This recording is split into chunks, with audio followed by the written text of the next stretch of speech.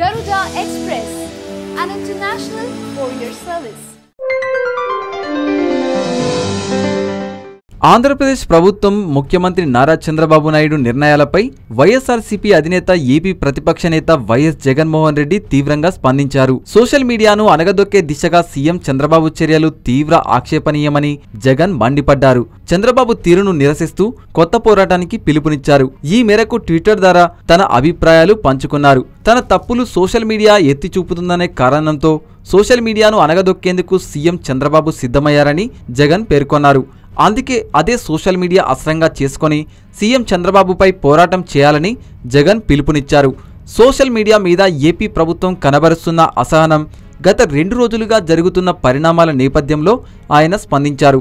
Political punch అనే Facebook page నిర్వహిస్తున్న రవికిరణ్కు పోలీసులు అరెస్టు చేసి తీసుకెళ్లడం తర్వాత వైఎస్ఆర్సీపీ సోషల్ మీడియా విభాగం కార్యాలయంలో సోదాలు చేయడం, అక్కడి సిబ్బందికి నోటీసులు ఇవ్వడం తదితర ఘటనల నేపథ్యంలో జగన్ ట్వీట్ చేశారు. సోషల్ మీడియాను అణచివేసేలా సాగుతున్న చంద్రబాబు అప్రజాస్వామిక విధానాలను ఖండించాలని పిలుపునిచ్చారు. ఏపీ సర్కారు చేసే అప్రజాస్వామిక విధానాలను కలిసికట్టుగా వ్యతిరేకించాలని అన్నారు. ప్రపంచవ్యాప్తంగా ఉన్న వైఎస్ఆర్సీపీ మద్దతుదారులంతా ఈ దారుణాలపై స్పందించాలని వైఎస్ జగన్ ట్విట్టర్ ద్వారా కోరారు.